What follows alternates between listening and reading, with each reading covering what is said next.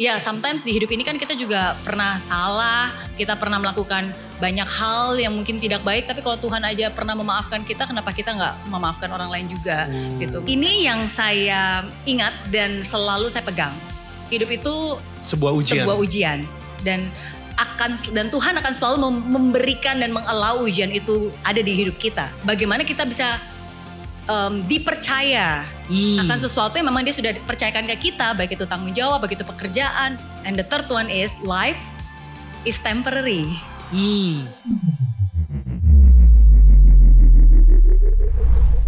Perasaannya ya, sedown itu. Betul. Dan gue gak tahu, mungkin di sini ada yang pernah ngalamin juga ketika lu nangis, kayaknya harapan juga kayaknya udah mau pupus. Habis itu besok pagi lu begitu bangun, mendadak lu nangis lagi for no reason. Itu udah borderline depression sih. Ya gak sih? So how did you get out of it? Iya, seperti yang saya tulis ini, I will live one day at a time.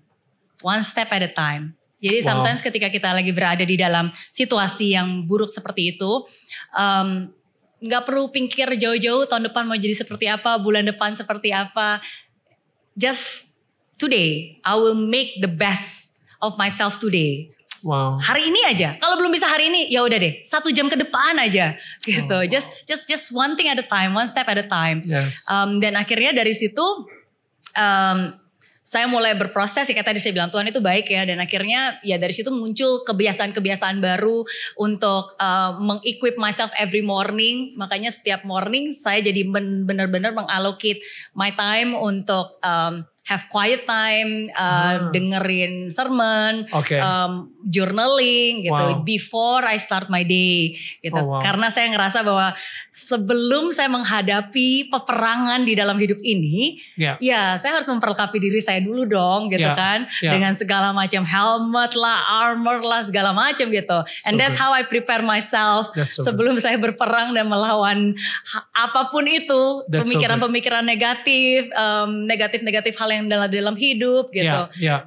Gue setuju by the way. Ini by the way sesuatu yang sangat gue percayain banget. Karena gue dulu pernah baca sebuah buku. Apa sih yang orang sukses lakukan sebelum sebelum makan pagi gitu.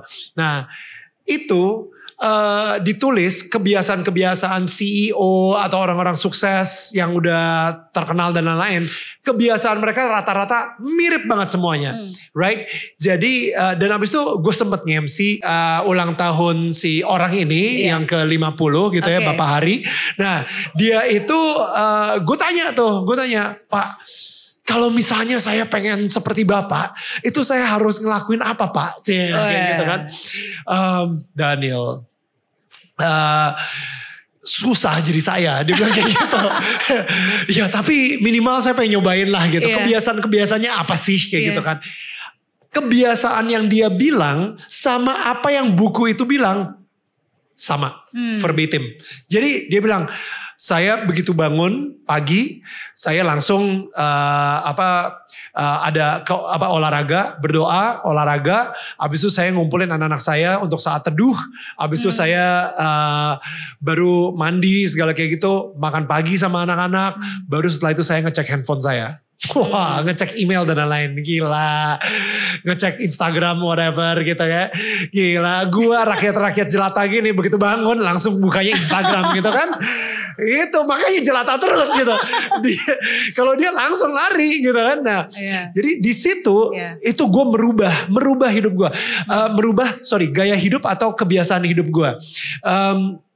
What happened is gue ngerasa bahwa ketika kita bangun dan abis itu kita mulai, anggap aja kita makan pagi. Gue makan pagi sama istri gue dan anak-anak gue, itu gue sudah mulai menginvestasikan waktu yang gue punya, yaitu waktu cuma 24 jam, waktu yang gue punya untuk istri gue dan anak-anak gue.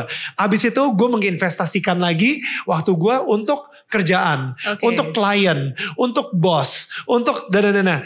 Pertanyaannya, kapan gue menginvestasikan waktu untuk diri gue sendiri, ya kan? Nah. Dan menginvestasikan waktu untuk Tuhan. Nah, jadi di situ gue baru ternyata waktu gue untuk menginvestasikan untuk diri gue sendiri atau dan Tuhan, ya itu pas pagi-pagi. Di situ gue mulai bangun jam 4 pagi. Iya. Susah banget bangun jam 4 pagi. Tapi gue cobain. Ya banyak gagalnya. By the way guys ya. Banyak gagalnya.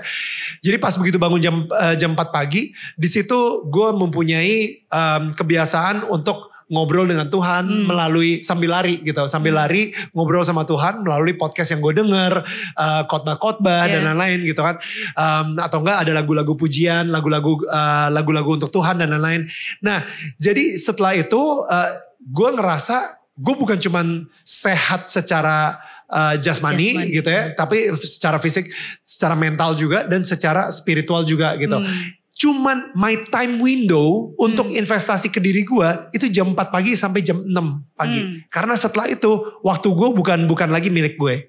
Waktu gue adalah milik istri dan anak-anak gue. Waktu gue adalah milik publik gitu ya. Karena gue harus ngeposting di Instagram dan lain-lain. Waktu gue adalah milik bos gue yang minta gue untuk ngelakuin hal-hal ini. Dan lain-lain gitu. So I think pas lu tadi ngomong seperti itu ya. Dimana lu mulai membangun sebuah kebiasaan untuk investasi kepada Tuhan dan kepada diri lu sendiri gitu. Betul. Thank you for sharing. Dan itu benar banget. Dan benar banget bahwa itu gak gampang. Karena kita kan punya rutinitas yang memang sudah kita lakukan gitu kan setiap hari gitu. Tapi saya mendisiplinkan diri untuk tetap melakukan hal itu. Dan salah satu cara yang paling membuat saya bisa adalah dengan memasukkan itu ke dalam kegiatan saya yang memang setiap hari saya lakukan. Jadi awalnya ya karena setiap hari saya bangun tidur ya kan berdoa, tapi sekarang saya lamain dikit. Setiap hari sebelum ke kantor saya biasanya ada waktu tuh untuk make up segala macam. Jadi sekarang sambil make up ya udah sambil dengerin hal-hal input-input yang positif gitu, sehingga bukan hanya wajahnya aja yang dirias gitu kan, tapi hatinya juga dirias gitu kan, biar bagus juga, biar siap gitu. Jadi menginsert kebiasaan baru di kebiasaan lama yang memang sudah kita lakukan, dan itu pasti akan kita lakukan. Itu cara yang paling simple dulu supaya itu nggak terlewatkan. Tapi nanti setelah itu udah disiplin kan, cara untuk mendisiplinkan diri pertama harus dipaksa dulu, baru bisa, baru biasa. Nah kalau udah dipaksa akhirnya masuk ya lama-lama ya udah mungkin lebih lama dikit. Dan biasa. Betul, jadi lebih lama dikit dan seterusnya. Dan ini juga tambahan, maksudnya ini gue baca dari buku yang ngumpulin semua data-data orang kaya di dunia gitu. Mereka mempunyai kebiasaan yang sama. Minimal kalau misalnya gue ngikutin kebiasaan orang-orang kaya ini, mudah-mudahan nasib gue sama seperti ya si bapak yang tadi namanya gak akan pernah gue sebutkan, Haritanu Sudibyo itu kan. Amin ya. Kita ini ya afirmasi ya. Afirmasi. Gitu. I believe it, I receive it. Amin. So I think itu sih yang menurut gue kadang-kadang suka kita lupakan gitu, kebiasaan atau disiplin yang bisa membangun diri kita. Karena so many noise, so many distraction. Kita nggak bisa fokus. Contoh purpose statement yang tadi Mary sempat ucapin. Tapi kalau misalnya ketika udah nyicipin kaya, udah nyicipin duit, udah nyicipin ketenaran, itu kan ke distract. Jadi sekarang ini, sorry ini bahasanya spiritual banget, tapi iblis gitu ya, itu berusaha membuat dunia ini menjadi lebih noisy lagi dengan sosial media. Ya kan, kita bisa spend waktu bisa 3 jam sendiri cuman ngeliatin orang dansa-dansa aja gitu di TikTok. It's noise. Kita benar-benar kayak what just happened gitu kayak, you know. Dan itu pernah gue lakuin ketika gue lagi scrolling Instagram dan kayaknya ngeliat video apalah, ngeliat ini tiba-tiba ada makanan ini, ada review restoran ini, ada trailer baru, habis itu ada momen-momen lucu di mana gitu, habis itu ada gosip terbaru, habis itu tiba-tiba ada siapa berita terbaru yang benar-benar kayak wah seru nih kayaknya nih, belum lagi ada pelatih yang digebukin gitu misalnya. Jadi kayak wih seru nih. Nah sehingga itu bikin gue tiba-tiba kayak tertarik, tapi ngedistract dari tujuan apa yang Tuhan sudah buat untuk gue di hidup ini. Betul.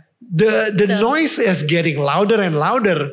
Yes, exactly. Yeah. Dan itu juga salah satu alasan kenapa sekarang saya secara lebih banyak konsisten lagi membuat video-video yang pendek, yang short dan itu lebih banyak di TikTok, di sosial media gitu. Karena again semoga dari begitu banyak noise ketika kalian scroll yang tadi orang marah-marah lah, joget-joget, setidaknya siapa tahu ada muncul satu aja gitu yang positif gitu, yang the one that I shared hopefully itu bisa membantu juga gitu. Nggak perlu banyak-banyak. Jadi ya itu salah satu alasan kenapa I think it's not just me, I think you're also doing the same thing gitu. Jadi tadi ketika ini tadi kita belum ngomongin ya. Jadi Mary sempat bilang oke Tuhan saya ikhlaskan uang ini gitu. Saya tidak ada attachment lagi. Udah gak ada keterikatan sama uang.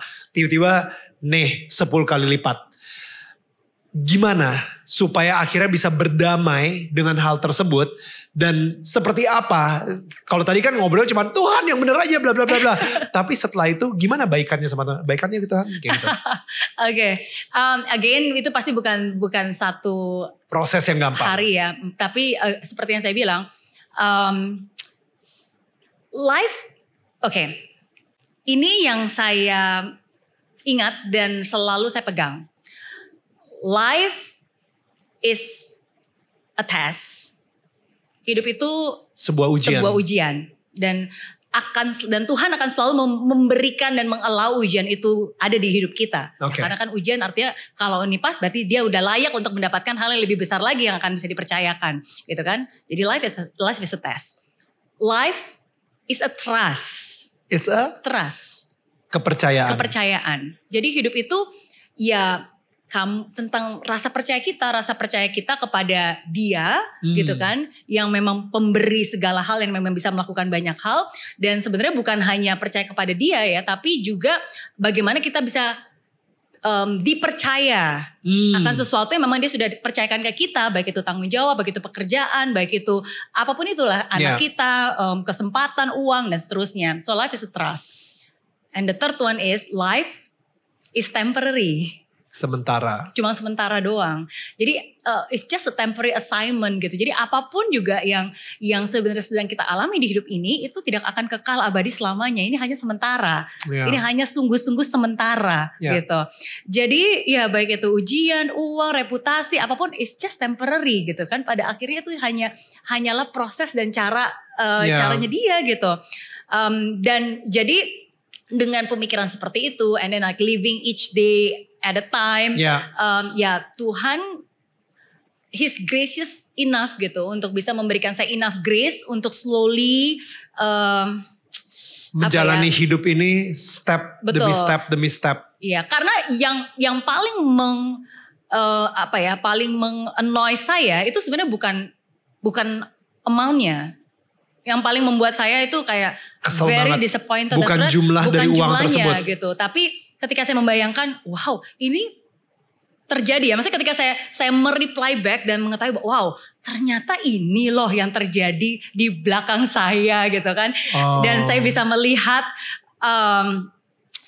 wajah-wajah dan kejadian-kejadian. Ya, itu yang membuat saya awalnya agak sulit gitu. Jadi bukan hanya amount-nya tapi kayak orang-orang yang dipercaya selama ini. Tapi kejadiannya gitu. Jadi dan itu kan bertahap. Jadi tapi again is a process dan saya bersyukur Tuhan mengizinkan itu terjadi. Jadi caranya gimana saya bisa berdamai ya, karena again satu hal ya. Saya percaya di hidup ini Tuhan ingin ngasih sesuatu ke kita. Oke? Tapi sebelum Dia unlock the biggest treasure, sometimes one of the key is forgiveness. Memaafkan. Iya. So kalau mungkin ada di dalam hidup ini yang sebenarnya itu udah ada hal besar yang tinggal dikit lagi dapat dan sebenarnya udah siapin gitu.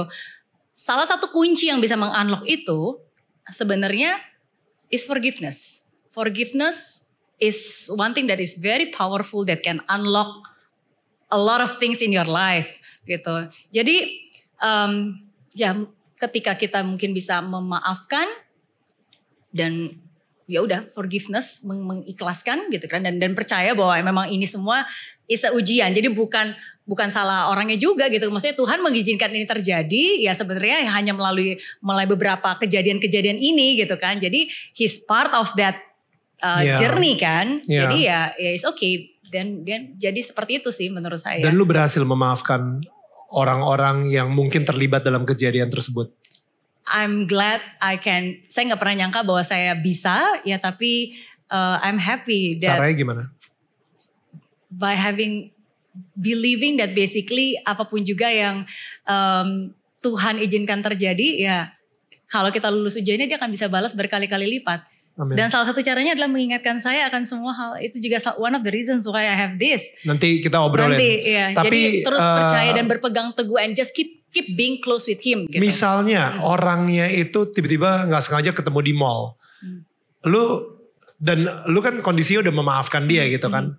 What would you do? What will I do? I will say hi. Really? I'll say how are you? Yeah. Oke. Baiklah kalau begitu langsung aja kita undang. Iya.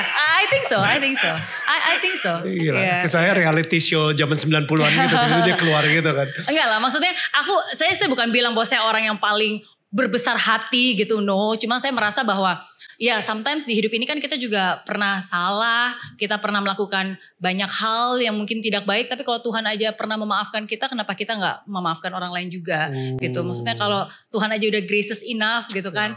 Memberikan kita begitu banyak lebih hal yang baik-baik lagi gitu kan. Ya why not? Mungkin at that time, ya mungkin memang pada saat itu mereka lebih membutuhkan uang itu daripada saya gitu kan. So it's okay. I think it's just part of, ya mungkin cara Tuhan mengatur, ya udahlah gak apa-apa gitu. So it's okay, it's fine. Banyak orang pengen bisa promosi jabatan. Gimana kamu bisa dapat promosi kalau kamu aja gak pernah muncul? Gimana kamu bisa closing banyak deal kalau kamu datang ke appointment aja enggak? Ya kan? Gimana kamu bisa mendapatkan gimana kamu bisa dapat jodoh kalau kamu aja gak pernah keluar dan kenalan ketemu orang? 80% of success is about showing up.